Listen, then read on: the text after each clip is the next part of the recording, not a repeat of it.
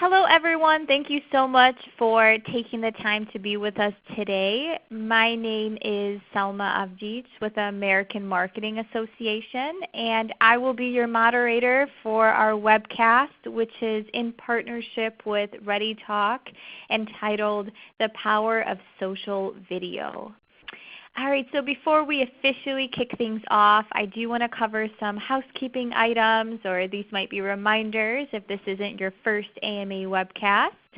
So our webcast is being recorded today. You will be able to view an archive of our webcast on ama.org/webcast later on this afternoon.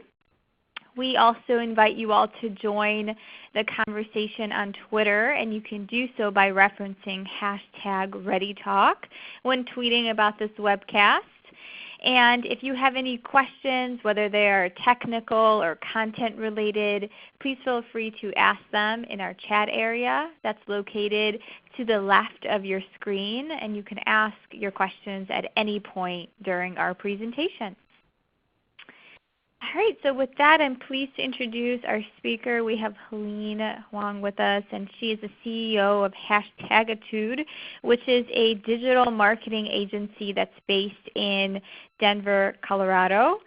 And she is also an active member of the local business community, which is awesome, and she serves as an ambassador for the Denver Metro Chamber of Commerce. So with that, I will turn it over to Helene now to get us started. Thank you, Selma. Yeah, hey everyone. Hope you're having a great afternoon wherever you are, and glad that you can make it to this webinar about the power of social video.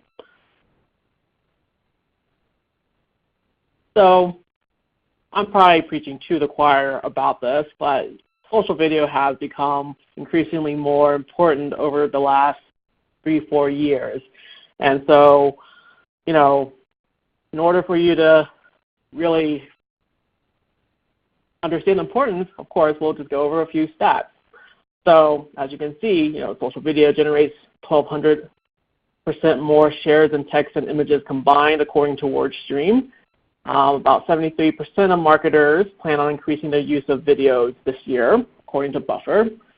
And 51% of marketing professionals worldwide name video as a type of content with the best ROI, according to WordStream. And then 1 in 4 marketers and small business owners feel behind on video marketing, according to Buffer. So I'm wondering how many can relate to especially that last stat right there. All right. So the next stat, though, is the most alarming one in many ways. 80% of all consumer internet traffic will be video by next year. So like I said, I may be preaching to the choir, but this is just showing how much more important video is becoming, and the fact that organic reach has fallen a lot on a lot of the major social networks. Video, a lot of people don't really like to be on camera, but it's just becoming more important to do video, whether or not it'll be you on the camera or you'll be showcasing an event that you're hosting. So you're probably wondering at this point, how to get started. So we came up with the 3 C's over here at Hashtagitude a couple of years ago, and the key to success with these 3 C's, they can relate to any aspect of digital marketing, but of course today our focus is on the social video aspect. So content is first, consistency is second, and community is third. And there's a reason why that we go in that direction, the content, consistency, community, because they each build off of each other.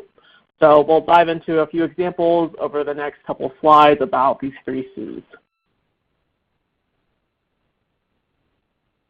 So first off is content. So, establishing a theme for your content will help you not only stay focused with what you'll talk about on your videos, but will also make your videos more memorable for your audience.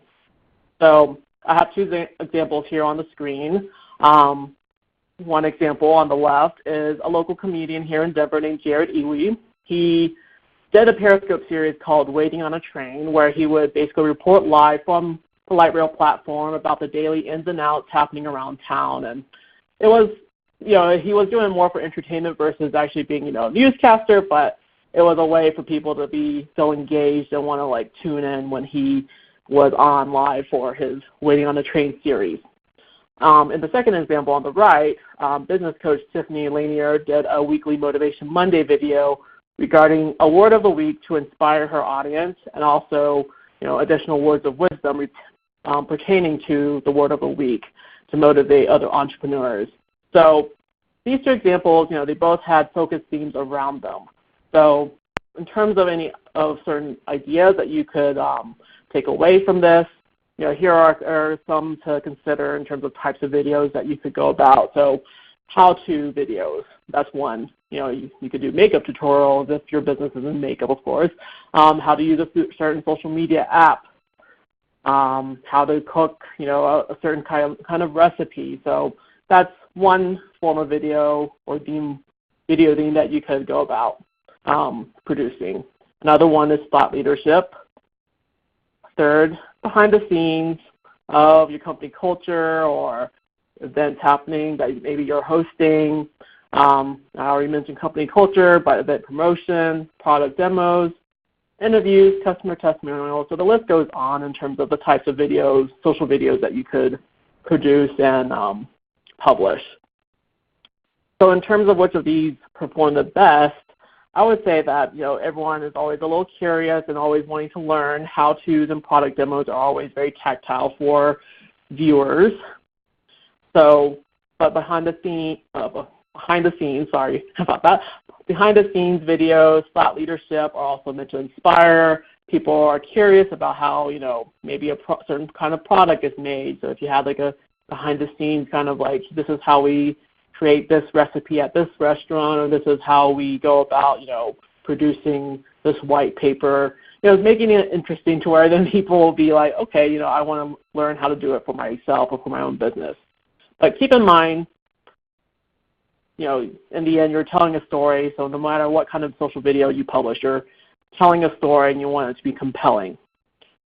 So a side note in terms of content, while audio is not exactly a C of the 3 C's, audio is also very key for any type of online video you'll be doing, whether you're pre-recording your videos or you're doing live streaming videos. Make sure that you have great audio because, as we may all know from viewing videos with bad audio, you quickly lose interest, especially if you can't hear the speaker, and basically then you lose a click.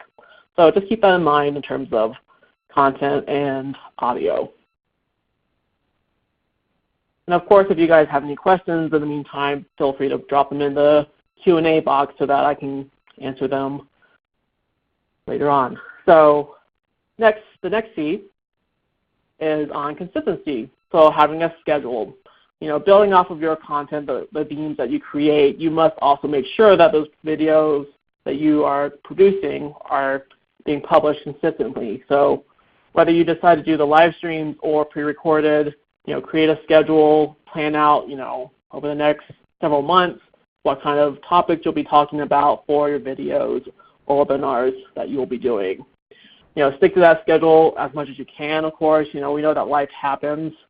For example, if you tell your audience that you'll be live streaming on Mondays at 2 p.m. on Instagram, stick with that schedule, especially within the first couple months of you, establishing that series, because people will want to know, hey, when can I catch #2 going live at 2 p.m. on Instagram. They want to know when company XYZ or individual XYZ is going on live. So just keep in mind, a consistent schedule, it helps people, it builds the trust, and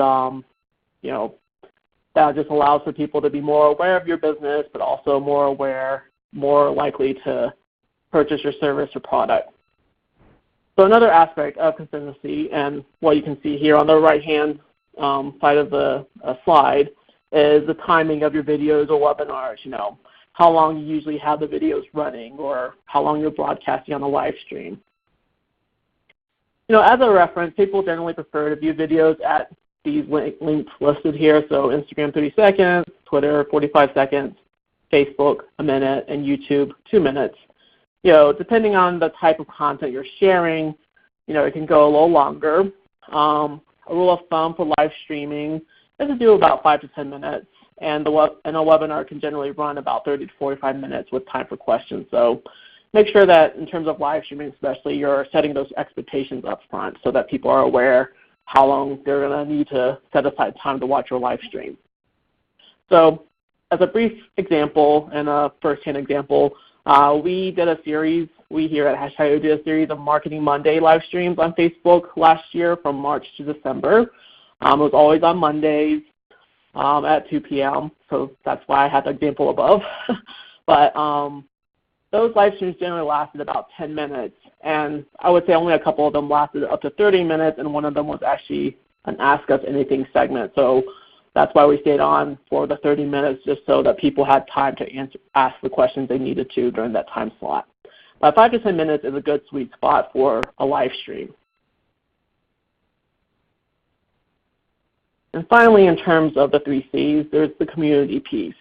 Most of the time, brands are pretty good at establishing the content themes and the consistency, but the community piece sometimes gets lost in the mix. Even though we maybe refer to videos or live streams as broadcasts these days, the beauty of social video is that you can have that two-way conversation with your audience. Users can comment on the videos, on the broadcasts, webinars. Right now you're able to ask me questions, and I can answer those after this broadcast. But keeping the lines of communication open is important with your audience because in the end, that's why it's called social video. You want to make sure that it's a two-way conversation, not just you just talking like, hey, this is me, I'm just going to ignore your questions kind of thing. So, you just want to humanize your online presence by having those conversations and saying hello when people tune into your live streams. And of course, if you're publishing videos to YouTube, then you respond to those comments in a timely manner. In the end, we all want to feel that human connection with one another, even though we're all communicating through technology platforms. So hopefully you're taking notes throughout all this, but this is a good little short recap of the 3 C's of content, consistency, and community. Content, make sure that you establish those themes for your videos, and also check your audio before you go live or before you record so that you don't have to re-record later or that you lose audience members because of bad audio. Consistency, make sure you create that schedule for your videos. I recommend a couple months out, if not a little longer, in terms of setting up your topics for the next several months. And of course, the ideal video lengths for whether you're pre-recorded videos or live streams. And then, of course, community. Make sure you're interacting with the audience, and if you're not able to interact with your audience live, responding to those comments or questions in a timely manner. I would say within 24 hours. You don't want to leave people hanging if they're asking you questions and then suddenly it's like, oh, well, they didn't answer in the last 24, 48 hours. I guess they're not listening to me. So just keeping these in mind, and these are very important. So make sure that your videos stay social.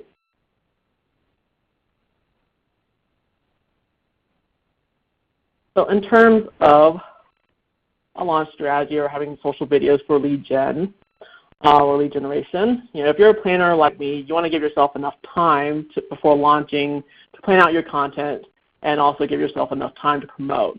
The ideal amount of time to prep, I keep talking about the 2-month period, but that allows for you to just have that time to flesh out, work ahead so that you're not always constantly each week thinking like, oh no, I need to have a topic for my live stream that's happening this week. I don't have a topic. I need to figure it out. So, planning out the 2 months in advance just helps so that then, like I said, if you're a planner like me, it'll just help you feel more confident and more prepared so that then you're not just rambling on screen the day of.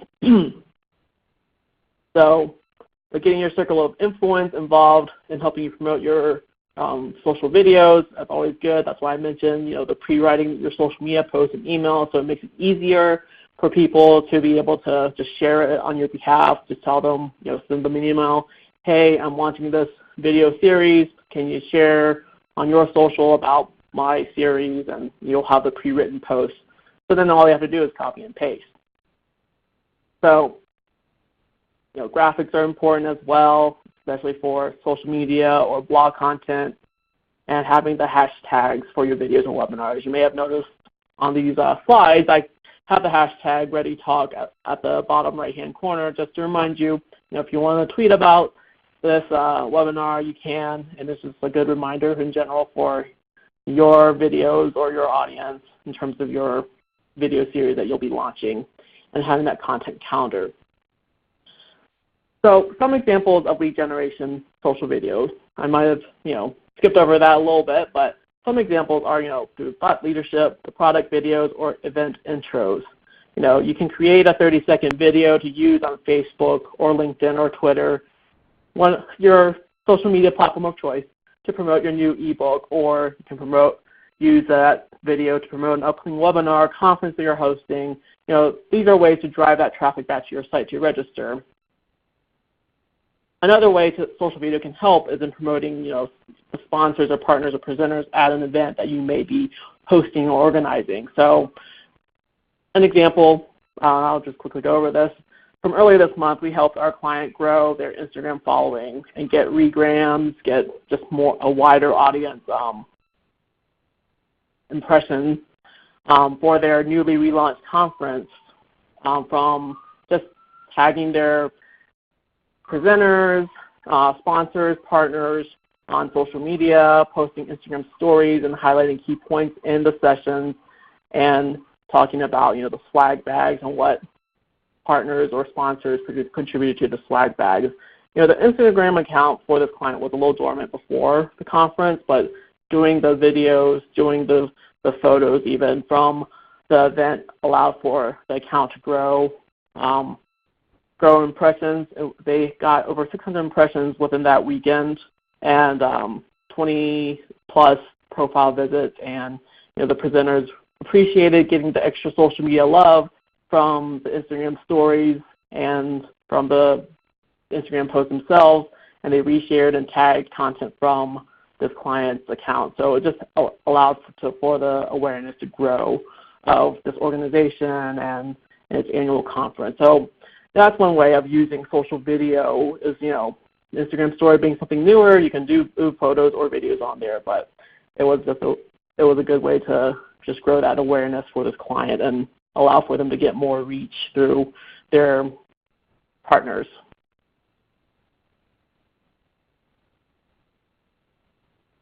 So to wrap things up, with 3 C's in mind and a launch strategy in mind, think about some goals for yourselves after this webinar today. Is there a specific number of videos you'd like to try posting this month or this year?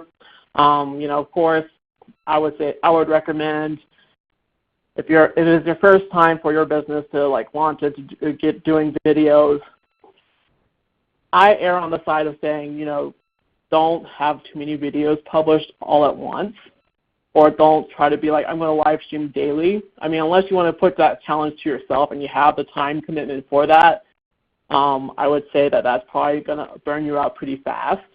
So I would aim, a week, 1 video a week if you could set aside that time to prepare for that. If not, if even just, at a minimum, 1 video a month. So that's a good specific number of videos you can aim for this month at least. Another goal or another question to help you out with your goals is, do you want to allot a certain amount of time each week to focus on the social videos, like I said earlier. If you feel like, okay, I'm going to have maybe every day I broadcast or I have a live stream, well, then you better start planning it out right now because you have a couple weeks until May. But, just figuring out how much time you are able to commit to producing the videos in advance or producing the topics in advance if you're doing a live stream. And the third question is, what action or actions do you want your video initiatives to convince viewers to take? So if you just merely want your viewers to be, aware that your business exists, then that's a good first step. But if you want people to if you want your viewers to be able to take action like signing up for your mailing list, your email mailing list, or signing up for your next webinar, or signing up for a service of yours, just having those actions or objectives in mind will just help you craft those videos better.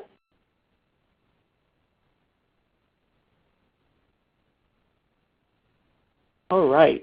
So that wraps up this portion of the webinar. Hopefully that was a lot of good food for thought for you all. Any questions from the audience? Yeah, thank you so much, Helene. We have time for a few questions. So the first one from you for you is from Clara, and the question is, from your experience, which social channel generates the most qualified leads? That's a good question. Thanks, Clara. So I would say if you had asked me that question maybe like earlier on, I would have said Facebook. Facebook ads are still good for generating those qualified leads with the precise targeting tools, but Instagram is part of the Facebook family, but I would say Instagram has recently been much better about generating the qualified leads. If you're really up to speed with the hashtags on Instagram, like that's a good way to go about targeting your target audience through that platform. And like I mentioned earlier about that example with our client that we worked with earlier this month, we used Instagram stories to get the word out about their conference as it was happening, and that allowed for a lot more people on Instagram to be aware of like, hey, this conference, this organization exists. So I would say Instagram right now is definitely very good at generating qualified leads. All right, awesome. Thank you so much for that explanation. We also have Ben here, and he wants to know how he should go about creating valuable videos on a budget. So I saw a couple people ask this question. A lot of them mentioned, what if you don't have the budget? What would be your recommendations on how to start, how to begin, and what's really kind of the key steps to take on a budget to make this successful? Okay, that's a good question. Thanks, Ben. Creating valuable videos on a budget. I mean, it's very doable these days. I would hope, well, I guess I shouldn't say that. Well, most of us, I would think, would already have computers in our pockets, through our smartphones.